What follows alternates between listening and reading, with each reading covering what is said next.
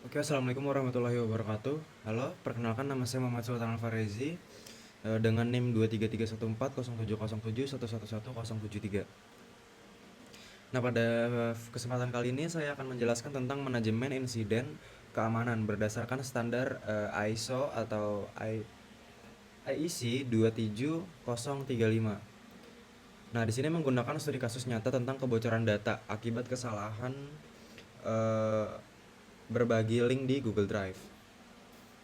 Jadi pertama, manajemen insiden keamanan informasi adalah proses untuk menangani kejadian-kejadian yang mengancam kerahasiaan, integritas, dan ketersediaan data.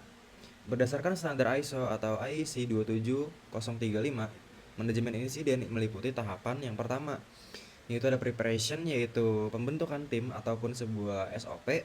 Lalu yang kedua itu detection and analysis. Lalu yang ketiga itu ada containment, eradication, dan recovery. Lalu yang keempat itu ada post incident review. Nah, di sini kita mempunyai sebuah studi kasus nyata yang dimana pada tahun 2020 peneliti keamanan itu menemukan ribuan dokumen pribadi perusahaan bocor karena pengaturan Google Drive eh,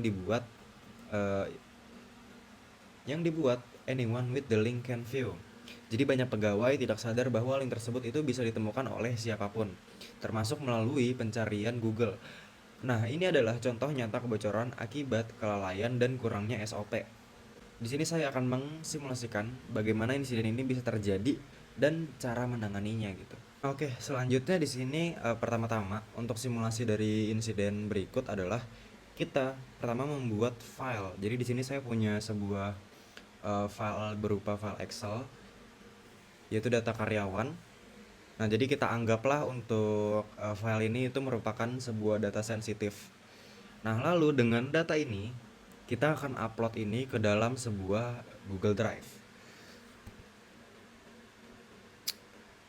Oke, jadi di sini kita sudah punya sebuah Google Drive yang di dalamnya itu ada folder keamanan komputer. Nah, di dalam folder keamanan komputer, di sini kita langsung akan membuat kita akan langsung upload file dari data karyawan Excel yang tadi. Oke, langsung aja kita coba upload. Jadi di sini kita upload file baru. Nah, oke, di sini kita sudah mengupload eh, data karyawan ke dalam sebuah Google Drive yang kita buat gitu. Lalu di sini kita coba klik, kita coba share atau kita bagikan.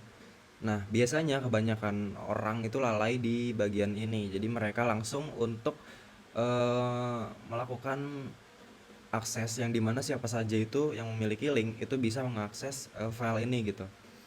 Lalu di sini kita coba salin link. Ini kita selesai. Nah, oke, selanjutnya di sini kita udah membuka untuk incognito-nya. Nah, di sini langsung aja kita paste link yang tadi kita copy. Nah, di sini terbuka ya untuk file dari data karyawan yang harusnya itu bersifat konfidensial, tapi di sini bisa diakses oleh semua orang karena tadi kita mengatur aksesnya itu untuk semua orang gitu. Dan di kasus ini itu masih banyak terjadi oleh karena tidak ada SOP ataupun tidak adanya informasi terhadap karyawan yang melakukan kelalaiannya gitu, bahwa hal terkait konfidensial itu ada SOP-nya untuk tidak terjadi hal-hal yang tidak diinginkan seperti ini gitu. Jadi file konfidensial itu bisa diakses oleh semua orang, itu sangat berakibat fatal gitu. Nah, selanjutnya di sini ada langkah kedua yaitu untuk penanganan insidennya. Jadi terkait insiden yang sudah kita lakukan atau yang sudah kita simulasikan, di sini kita mempunyai penanganannya. Jadi kita menganggap bahwa insiden sebelumnya itu terdeteksi oleh rekan kerja atau tim IT gitu. Jadi ada yang mengetahui bahwa ada kejadian seperti ini, lalu orang tersebut melakukan penanganannya, yaitu seperti kita membuat permission ke filenya itu menjadi restricted ataupun kita menambahkan watermark confidential. Lalu kita memindahkan file yang bersifat konfidensial ini yang sudah kita ubah menjadi restricted, itu kita pindahkan ke dalam folder khusus internal. Jadi di mana di folder itu hanya orang-orang tertentu yang bisa mengakses untuk folder itu gitu. Jadi nanti kita akan membuat sebuah folder yang hanya biasa diakses oleh orang-orang tertentu. gitu. Jadi untuk file-file yang bersifat konfidensial itu bisa dimasukkan ke folder internal itu. Jadi nanti kita akan membuat folder internal itu. Oke, langsung aja kita balik lagi ke Google Drive-nya. Nah, di sini kita udah buka untuk eh, file yang tadi kita udah upload, dan di sini kita akan melakukan penanganannya gitu. Jadi yang pertama saya lakukan itu ini, kita akan hapus ini. Kita hapus. Lalu kita akan membuat sebuah folder baru yang namanya, misalnya kita bisa sebut folder ini itu adalah folder internal gitu. Nah, setelah kita membuat folder internal, di sini kita akan melakukan aksesnya. Jadi kalau kita bagikan, ini kita akan aksesnya itu dibatasi. Jadi hanya orang tertentu yang bisa masuk ke sini gitu. Lalu di sini kita bisa setting juga untuk batasi akses ke folder internal. Jadi cuma beberapa orang yang dapat kehilangan akses. Jadi hanya pemilik dan orang yang ditambahkan secara langsung ke folder ini yang dapat membukanya.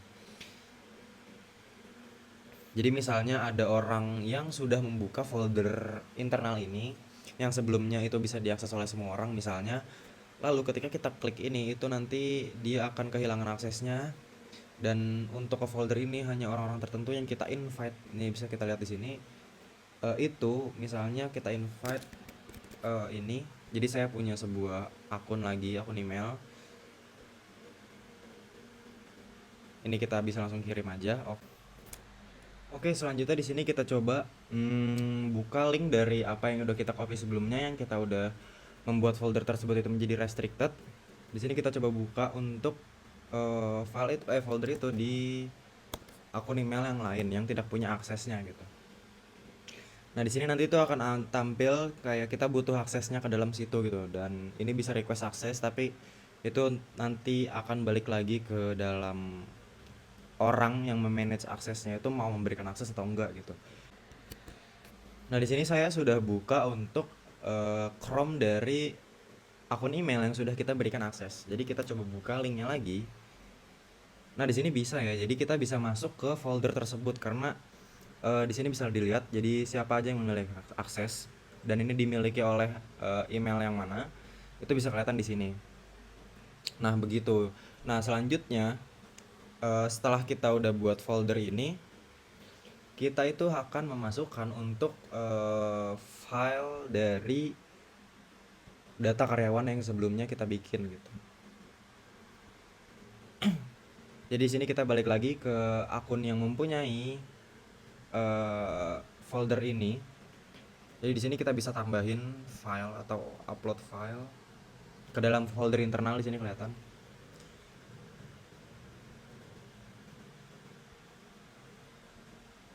Nah, oke, di sini lagi proses untuk upload. Nah, di sini sudah terupload.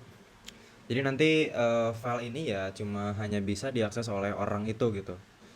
Jadi kalau misalnya ini dibagikan, nah itu nanti juga akan otomatis seperti ini. Jadi dibatasi, dan dia yang memilih akses tuh adalah ini gitu, yang tadi udah kita berikan akses di folder internal itu. Jadi si Alvarezi itu juga udah bisa melihat ini gitu.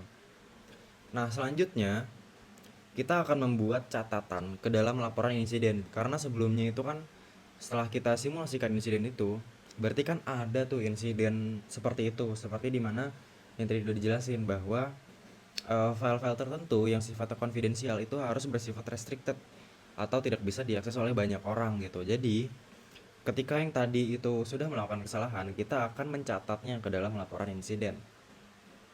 Nah, di sini saya sudah punya ya untuk file dari contoh untuk laporan insidennya. Misalnya ini contohnya, misalnya seperti ini. Nah, jadi kalau kita lihat di sini ada laporan insiden keamanan informasi, yaitu tanggal sekian, terus nama filenya apa, lalu jenis insidennya itu apa, lalu deteksinya itu oleh siapa, lalu penanganannya itu seperti apa gitu, lalu statusnya itu sudah terselesaikan. Jadi untuk selanjutnya itu nanti kita bisa mencegah insiden ini itu terulang lagi gitu. Jadi organisasi Selanjutnya itu perlu menerapkan SOP dan kebijakan yang jelas serta edukasi internal untuk karyawan-karyawannya agar tidak melakukan hal seperti ini lagi gitu. Jadi catatannya jelas, terdokumentasi. Nah, lalu file ini bisa kita upload lagi ke folder internalnya. Nah, jadi di sini kita coba upload lagi. Nah, oke, di sini udah diupload ya untuk laporan insiden keamanannya. Dan kita juga bisa lihat ya nanti untuk di drive di sini di email yang tadi kita berikan akses itu juga sudah tampil nih untuk data karyawan maupun laporan insidennya gitu. Jadi dia otomatis karena folder internal itu dia udah memiliki aturan tertentu yang dimana aksesnya itu dibatasi. Jadi nanti cara mitigasinya secara ringkas itu kita eh, semua file internal itu tidak boleh di-set ke anyone with the link. Jadi wajib menyimpan dokumen internal di folder terproteksi. Jadi yang dimana orang-orang tuh nggak bisa sembarangan mengaksesnya. Lalu yang kedua, adanya dilakukan pendidikan ataupun pelatihan tentang bahaya kebocoran data cloud ini gitu, karena ini sangat berbahaya. Lalu yang ketiga, itu kita bisa menggunakan Google Workspace atau DLP, Data Loss Prevention. Lalu kita menonaktifkan opsi sharing public bagi akun organisasi gitu. Nah, jadi kesimpulannya di sini, SOP yang baik itu tidak hanya mengurangi resiko kebocoran, tapi juga mempercepat proses tanggap jika insiden terjadi. Standar ISO atau IEC 27035 itu membantu organisasi membentuk prosedur yang tepat dan sistematis.